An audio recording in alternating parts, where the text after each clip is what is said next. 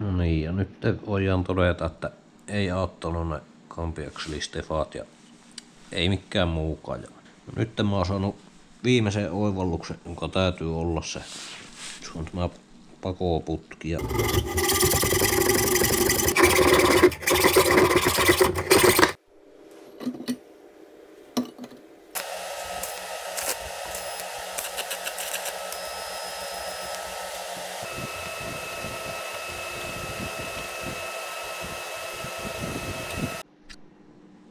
niin, nyt mulla on tässä 10 senttiä pidennetty putki. Otin tähän pätkään auton vanhaa pakoputkia. Nyt se on kyllä melko villin näköinen kunnon piippu siinä. Kokeillaanpa mitä se nyt sanoo tuossa dynossa.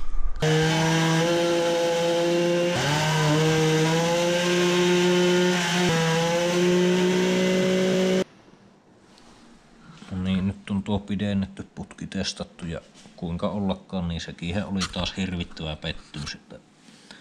Tässä on sillä pidennetyllä putkella kylmällä moottorilla ja sitten sillä edellisellä niin kylmällä moottorilla niin paljon vähemmän tehoa. Ja tässä on sitten kuumalla moottorilla niin on pienempi ero, mutta silti vähemmän ja ihan samalla lailla taas tökkää nuo kierrokset. Mä luulen, että tuo putken pituus olisi niin viimeistään vaikuttanut tuohon, kun mä rupesin pohtimaan, että se johtuisi siitä, että se entinen putki oli niin lyhyt, että siinä tulee sellainen niin sanottu tehokuoppa tulisi niin tähän ja se varsinainen tehopikki olisi vasta täällä jossain paljon ylempänä. Mutta kun tämä puutarhatrimmerin moottori ei kykene kiertämään sinne asti, niin siihen jäisi niin vaan tämä kuoppa sitten jäljelle. Niin sitten mä arvelin, että jos mä pidennän sitä putkia kunnolla, niin tämän kuopan pitäisi siirtyä tänne alemmaksi ja sitten sen varsinaisen tehopikin pitäisi tulla tuohon.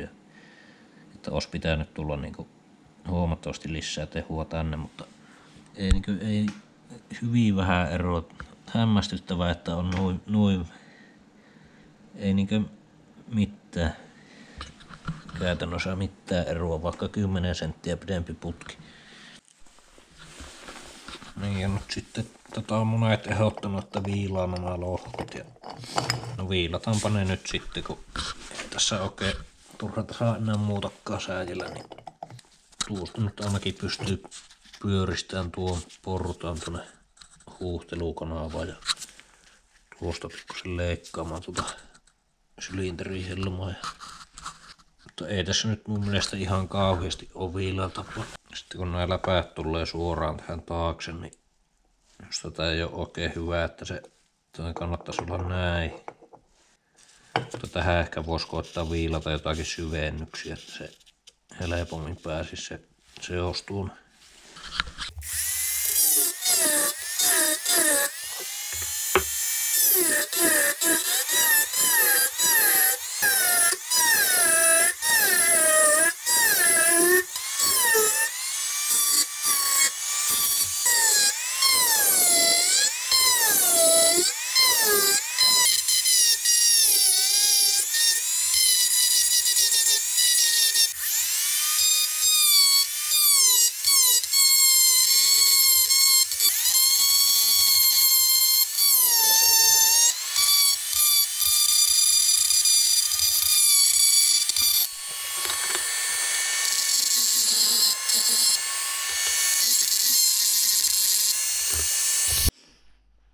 Joo, nyt tää rupeaa valmistumaan ja mä huomasin, että tuo pakoakko oli vasta jonkun 64% leviä, eli mä oon vielä ihan pikkusen sitä leveänä, että se on niinku 69% suunnilleen.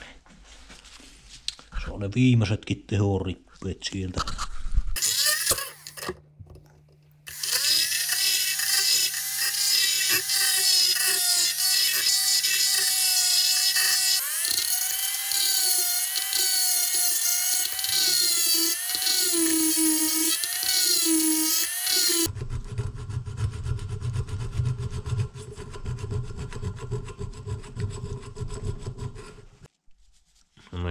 olisi viilattu. Mutta pytyhelmoja kavennettu ja pyöristetty ja sitten tuosta lohkosta tuo pyöriksi. Ja sitten mä tein tuollaisen vähän niin kuin levitin tuollaista kanavaa tuohon. Jos se sieltä läpiltä lähtisi tätä alakautta paremmin. Ne alkuperäiset läpäät osoittaa tänne alas ja tällä alapuolella on isompi tila. Pytyssä on nyt pakoakko oikeastaan niin leviäkö viittii tehdä. Niin nyt olisi viilattu se sylinteri ja lohkot, niin katsotaanpa vaikuttaako. Veikkaa, että vaikuttaa noin 0,1 tai 0,2 heppaa.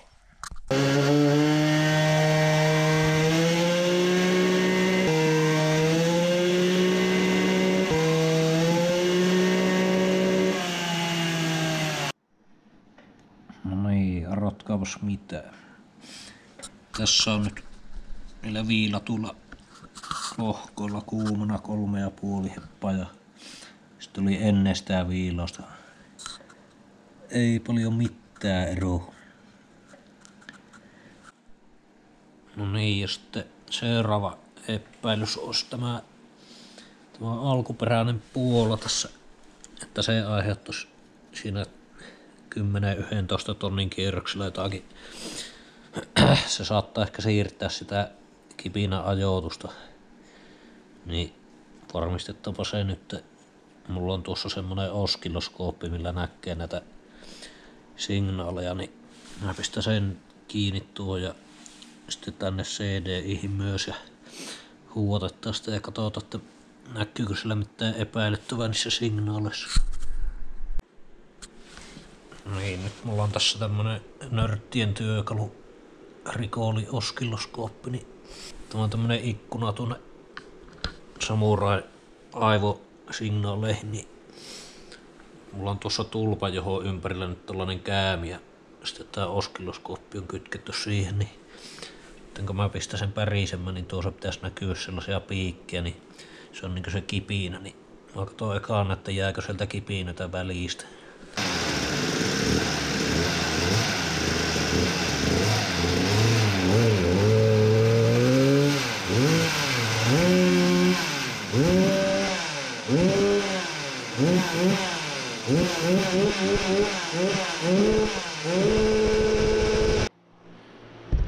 No niin, tuosta me nyt nähdään, että ei sieltä ei näytä jäävän kipinötä välistä, eikä se kuulostakaan oikeastaan siltä. Tuossa lukee tuo taajuus on 190 Hz, eli se on joku 11 000 kierrosta. Tuossa varmaan kuuluu, kuin hyvin se aluksi kiersi ihan hulluna parku. Mutta sitten väheni. No kipinä, se niin kuin näytät, että sitten jäisi kipinötä välistä, mutta katsotaanpa sitten, että muuttuuko tuolla CDI-boksin sisällä se triggeripulssi. Muuttuuko se siinä 10 tonnin jälkeen jotenkin merkittävästi.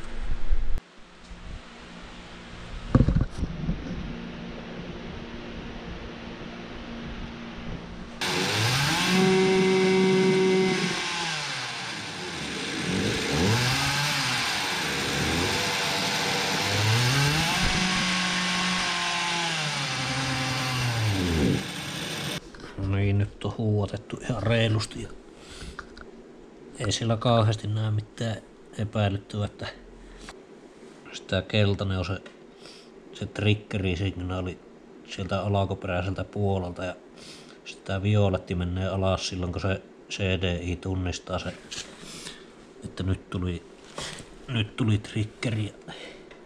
Sitten mä ajattelin, että siinä voisi olla semmonen, että tämä keltaisen muoto muuttuu sillä tavalla, että tää rupeaa liikkumaan tämä violetti. Ja sitten kun tässä näkyy tää terävä piikki, niin tää on silloin kun se lyö sen kipinän. Kyllä siinä sitten se näytti, että siinä välillä tuo keltainen meni aina erilaiseksi. No esimerkiksi tässä, niin tämähän on aivan paskaa. Mutta siitä huolimatta, niin se kumminkin laukaisee tuo CDI. Se kipinä kyllä tulee tuollonkin. Se voi olla, että se ajoitus muuttuu sen verran, että se sitten jättää sytyttämättä. Ehkä. Tuossa on hyvä ja tuo ehkä huono.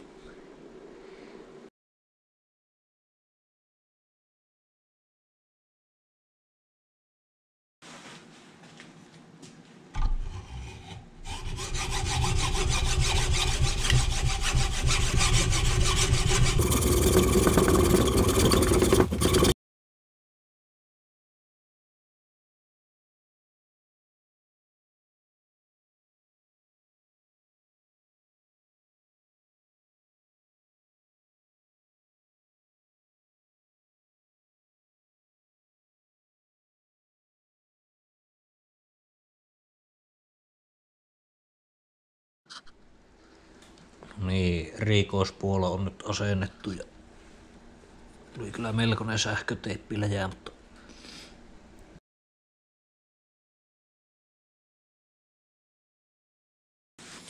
nyt mä sain kiinnosta siihen 40 Samuroihin tää US-ylinteri ja tää on tämmönen ihan ok normi Kiinan laatua ja nyt aloitetaan muokkaamaan tästä samanlainen mitä se on se edellinen sylinteri, eli ekana mä sahaan tämä kansiosan poistusta.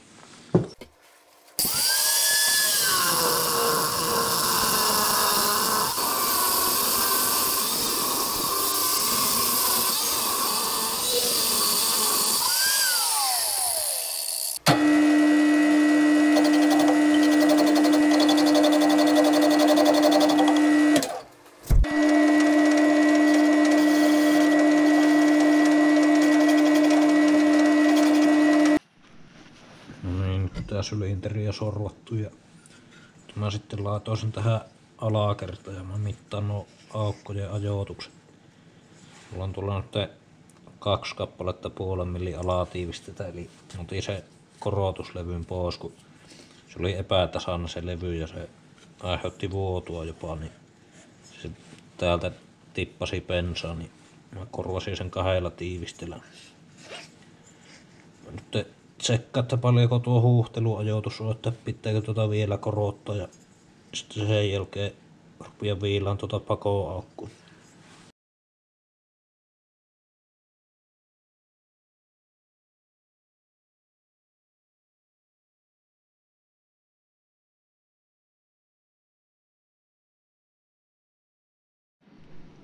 Niin, nyt mä laskin nuo ajoitukset, niin pako 163 ja huuhtelut 119, eli ei mitään.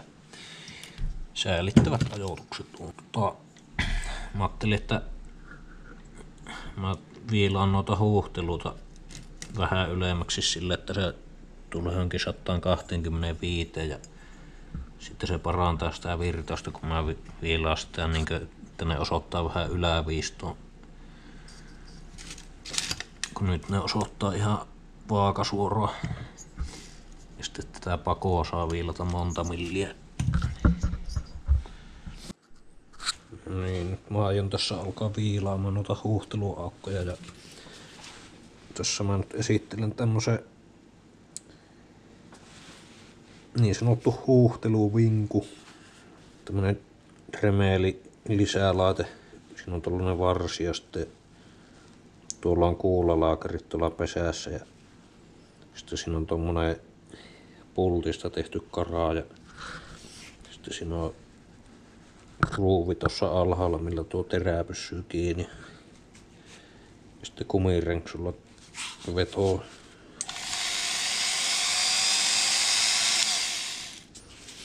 Tällä pystyy sitten täältä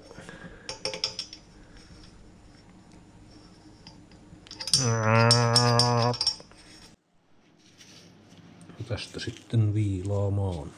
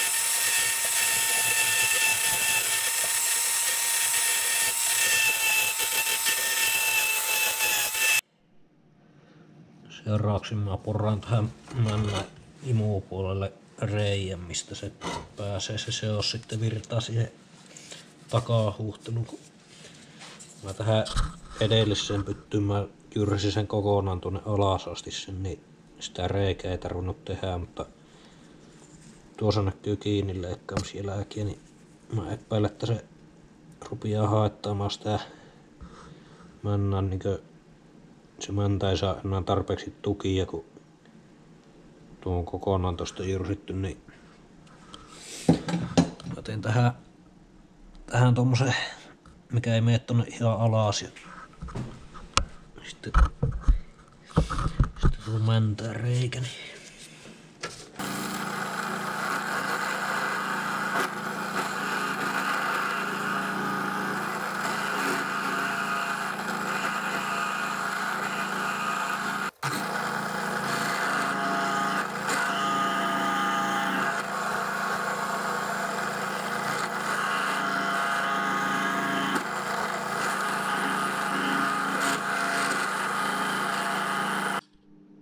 no niin, siihen mäntään tuli nyt tollanen reikä ja ihan siisti tuli. Sitten slinteri alkaa olla aika lailla valmis, että tuolla on tuo puustikanava ja takahuhtelu ja sitten noita päähuhteluita on vähän leveennetty ja viilattu yläviisto ja sitten pakoakko on 68% leviä. Ja mittasin noita ajoituksia, niin tuo huuhtelut 131,7 ja pako oli 178, että ei mennyt aivan niinkö suunnittelin, että nyt nuo huuhtelut nousi vähän liikaa ja pako ei ole hirveän korkea.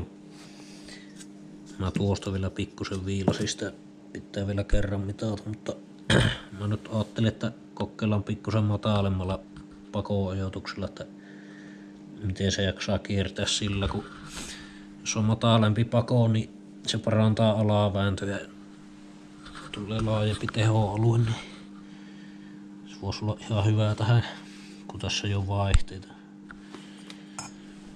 Sitten mä sorvasin tämän tuon paljealueen tosta tasaiseksi.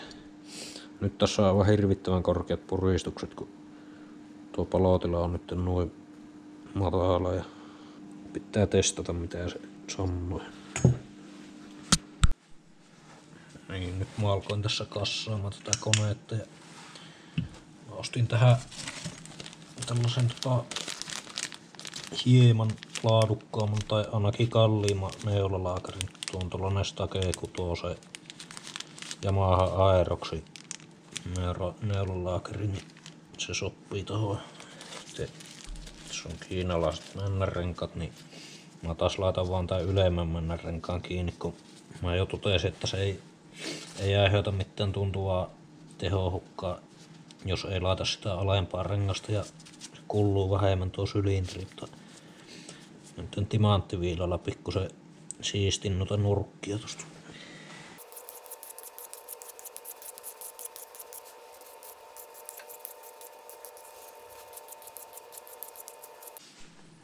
Sitten näette lukkosokkien asennukseen pikku vinkki, että kannattaa katkaista tää ylimääräinen pätkä tästä sillä, että siihen jää semmonen pieni koukko.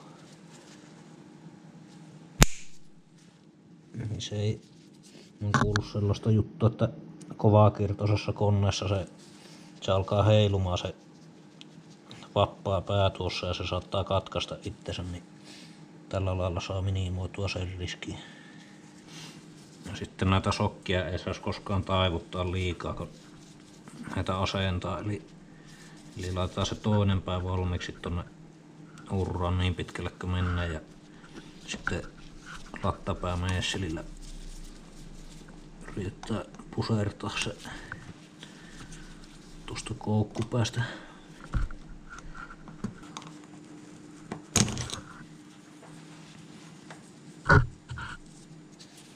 No se ei mennyt ihan niin smoothisti kuin olisi halunnut, mutta sinne se nyt lopsahti. Niin nyt mulla on tuo sylinteri tossa paikalla ja kansi ja sitten mä mittasin tämä skuisvälyksi. Se on joku 0,4 suunnilleen. Aika sopiva.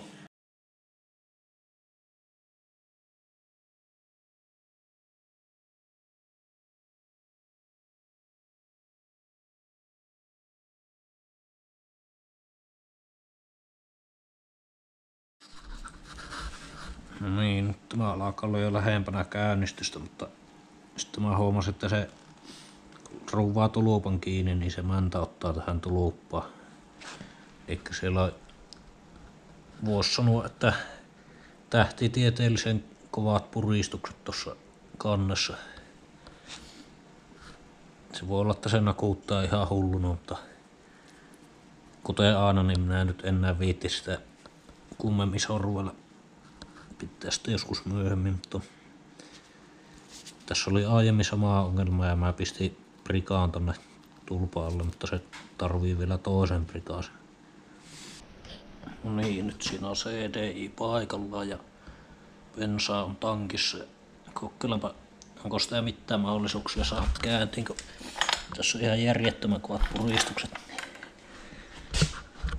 Jos se sytyttää liian aikaisin, niin saattaa olla, että nykäisee aika kipaakasti vastaan. Nythän tässä on tosiaan tuolta CDistä korjattu semmonen koodipuki, niin nyt periaatteessa pitäisi selvitä, että kiertääkö se nyt yhtään paremmin.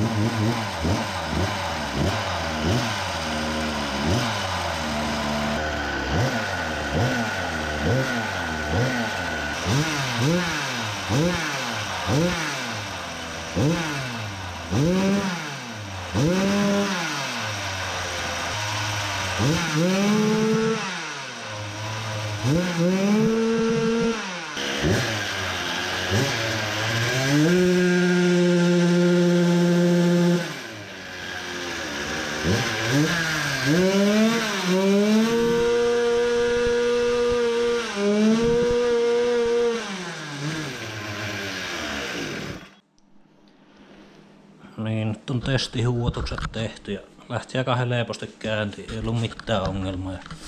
Kyllä se ainakin kuulosti, että se huusi paljon kovempaa mitä aikaisemmin, että katsoo sitten laski äänitteestä niin 14 400 kierrosta.